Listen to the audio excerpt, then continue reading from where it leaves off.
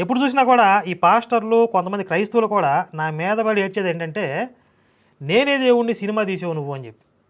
నేనే దేవుణ్ణి సినిమా తీయడానికి ముందు బెల్లంపల్లి పాస్టర్ గాడు కనకదుర్గమ్మ అమ్మవారిని ఎంత దారుణంగా అవమానించాడండి వాడు. దెయ్యంగా చూపిస్తూ ఒక స్కిట్ వేశాడు. దీని మీద నేను ఒరే మీ పాస్టర్లు ఎవరైనా స్పందించండి రా, ఇది తప్పు కదా, దుర్మార్గం కదా, మా కడుపు మండిపోతుంది, వాడిని నిలబెట్టి కడిగి వాడితో క్షమాపణ చెప్పించండి, అప్పుడు మా ఆవేశం చల్లారిది కనీసం, లేకపోతే ఖచ్చితంగా మా వైపు నుండి రియాక్షన్ వస్తుంది అని చెప్పి ఫేస్బుక్లో బతికినాడని వెళ్ళని పోస్టులు పెట్టాను. అప్పటికి ఇంకా వీడియోస్ పెద్దగా స్టార్ట్ అవ్వలేదు అనుకుంటాను, నాకు గుర్తులేదు పూర్తిగా. ఫేస్బుక్లో పోస్టులు పెట్టి పాస్టర్లందరినీ అడిగాను, ఒక్కడ కూడా స్పందించలా. చూసి ఎంజాయ్ చేశారో, ఆనందించారో. నా కొడకల్లారా మీ అందరికీ బుద్ధి చెప్తాను రా అని చెప్పి కొన్నాళ్ళ తర్వాత నేనే దేవుడిని సినిమాని తీసుకొచ్చాం. ఇప్పుడు వాళ్ళకి కింద కాలింది. మరి ఆ రోజు మీరు ఎందుకురా సైలెంట్గా ఉన్నారు? ముందు కూడా ఎంజాయ్ చేశారా వాడు వేసిన స్కిట్ చూస్తూ? మరి ఆ రోజు పాస్టర్ విజయప్రసాద్ గారు ఏమైపోయారో, బెల్లంపల్లి ప్రవీణ్ గారిని ఎందుకు ఖండించలేదు? మరి అలా అని చెప్పి ఈయన వేరే పాస్టర్ గురించి మాట్లాడరా అంటే చాలా సందర్భాల్లో మాట్లాడతారు. ఆయన కర్చీఫ్లు అమ్మడం తప్పు అంటాడు, ఆయన స్వస్థత వరాల పేరుతో మిరాకిల్స్ చేయడం తప్పు అంటాడు, జనోపాపం ఉందా లేదా అనే విషయంలో వేరే పాస్టర్లతో గొడవ పడతాడు. కానీ హిందూ దేవుళ్ళని తిట్టిన పాస్టర్ల విషయంలో ఈయన స్పందించడు. అంటే ఈయన కూడా ఏకేపిస్తున్నాడనే కదా వాళ్ళతో.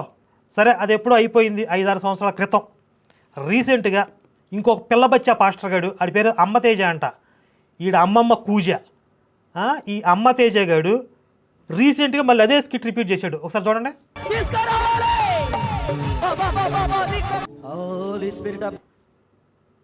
కనక మహాలక్ష్మి రికార్డింగ్ డ్యాన్స్ ట్రూపులు అని చెప్పి ఉండే పాతవే. అసలు ఆ బీజిఎంలు, వాళ్ళ స్కిట్లు, ఆ స్టేజ్ డ్రామాలో చూడండి. ఏం సంగతి? నీ ప్రభు నన్ను పోగొడతాడా?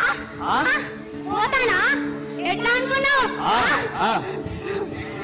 ఏడుగురం దేవతలం, దుర్గామాత ఈడ. నీ ప్రభు ఏం చేయలేడు. నీలాంటి బాబా డాబా అందరినీ నిలిచిపించేసిన పిల్లలు కూడా మాను.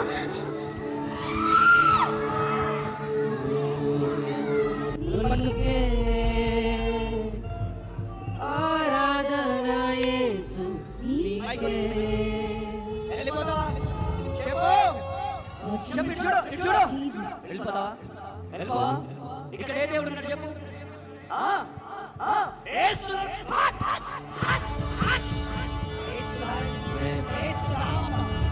దానికి అసలు యాక్టింగ్ చేయడం అట్లా పావుల ఆర్టిస్ట్ని పట్టుకొచ్చేది దాన్ని.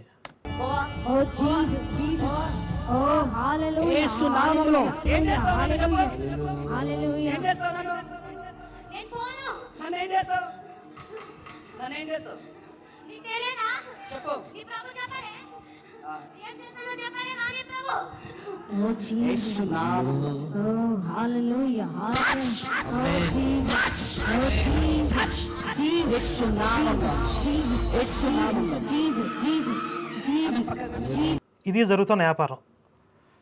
హిందూ దేవుళ్ళని, దేవతల్ని ఈ రకంగా దెయ్యాలుగా చిత్రీకరించి వీళ్ళ మార్కెటింగ్ లుచ్చా మతాన్ని ప్రచారం చేస్తూ, అసలు మా క్రైస్తవులు పాస్టర్లు హిందుత్వం జోలికి వెళ్ళరండి, అనవసరంగా శివశక్తి, హిందూ జనశక్తి లాంటి సంస్థలు వచ్చాయి అని చెప్పి శుద్ధపోసలాగా మాట్లాడుతున్నారంటే వీపీ రెడ్డి గారు.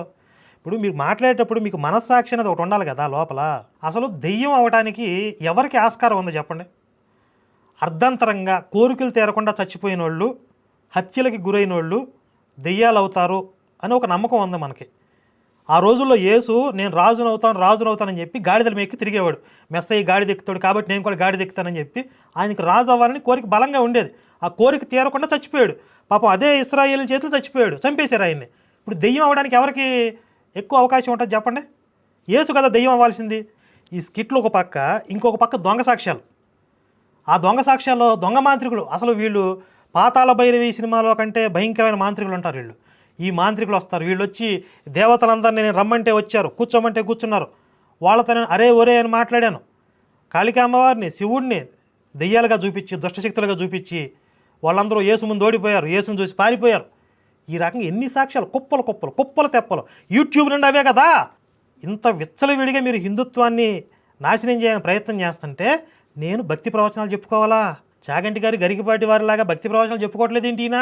వాళ్ళు గురువులు, మహానుభావులు, పండితులు, శాస్త్ర పరిజ్ఞానం కలిగిన వాళ్ళు. వాళ్ళకి తెలిసినటువంటి భక్తి మార్గాన్ని, భగవంతుణ్ణి వాళ్ళు పరిచయం చేస్తున్నారు భక్తులకి. నేను అది కాదు కదా, నేను ఆర్మీ, నేను సోల్జర్ని. ఇప్పుడు పాకిస్తాన్ బాంబు వేయడానికి వచ్చాడు, అక్కడ బోర్డర్లో సైనికుడు ఉన్నాడు, ఆ సైనికుడు గన్న పెట్టి ఎదుర్కొంటున్నాడు. నువ్వేంట్రా దేశంలో హాస్పిటల్స్లో రోగులకి పాలు పళ్ళు దుప్పట్లు పంపిణీ చేయక ఇక్కడికి వచ్చి యుద్ధం చేస్తున్నావేంటి అని పాకిస్తాన్ వాళ్ళు అడిగితే ఎంత చండాలంగా ఉంటుందో, ఈ pastor VP Reddy pastor Vijay Prasad అడిగితే అలాగే ఉంది అనిపిస్తుంది నాకు. మరి ఈ దొంగ బాడ్కోగాళ్ళ విషయంలో, ఈ దొంగ పాస్టర్ల విషయంలో ఈ పాస్టర్ విజయప్రసాద్ గారు ఎప్పుడూ స్పందించలేదండి. వాళ్ళ నోళ్ళు మూయించడానికి ఈయన ఏ విధమైన ప్రయత్నం చేయలా. ఎంతసేపు కూడా హిందువులు రెచ్చగొడుతున్నారు, హిందూ సంస్థలు వచ్చి అనవసరంగా గొడవలు పెడుతున్నాయి, మా మీద పడి ఆడటం ఎందుకు? ఇప్పుడు ఈయనే చెప్పాడు కదా, గతంలో నేను కరుణాకర్తో మాట్లాడాను, ఎందుకండి మనం కొట్టుకోవడం తిట్టుకోవడం, ఇక్కడతో ఆపేద్దామని చెప్పి నేను మాట్లాడానని చెప్పి ఆయనే చెప్పాడు కదా. అప్పుడు నేను ఒక ప్రపోజల్ చేశాను ఇదే పాస్టర్ విజయప్రసాద్ గారికి. ఏంటంటే, సరే ఇప్పటి వరకు జరిగింది ఏదో జరిగిపోయిందండి, మీ బైబిలే పరమత ద్వేషాన్ని నూరిపోస్తుంది, అది నాకు తెలుసు, దానివల్ల ఇన్ని సమస్యలు వస్తున్నాయి. అయినా ఇప్పటికీ మేము ఆ రకం కాదు, మేము ఆ టైపు కాదని చెప్పి మీరు చెప్తున్నారు కాబట్టి ఒక అంగీకారానికి వద్దాం మన ఇద్దరం. ఈ రోజు నుండి మీ పాస్టర్లు హిందూ దేవుళ్ళని తిట్టొద్దు, మా హిందూ సంస్థలో ఉన్నటువంటి ప్రతినిధులు కానీ హిందూ స్పీకర్లు కానీ మీ క్రైస్తవం జోలికి రారు. ఇది జరగడానికి మీ పాస్టర్లందరినీ కూర్చోబెట్టి, మీ పెద్ద మనుషులందరినీ కూర్చోబెట్టి ఒక కమిటీ ఏర్పాటు చేయండి, క్రైస్తవ పెద్ద మనుషులతో కమిటీ.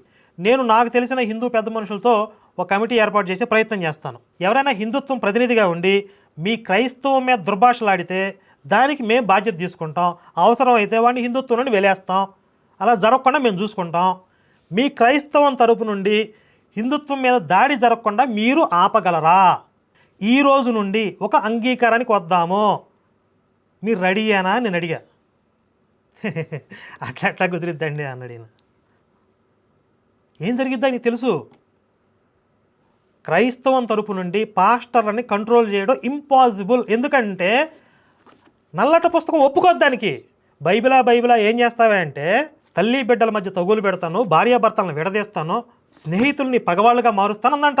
అసలు పక్క మతం సంగతి పక్కన పెట్టేయండి, తల్లిని బిడ్డని కలిసి బ్రతకనిచ్చిద్దా క్రైస్తవం? మతం మారకపోతే తల్లిని బిడ్డని కలిసి బ్రతకనిచ్చిద్దా?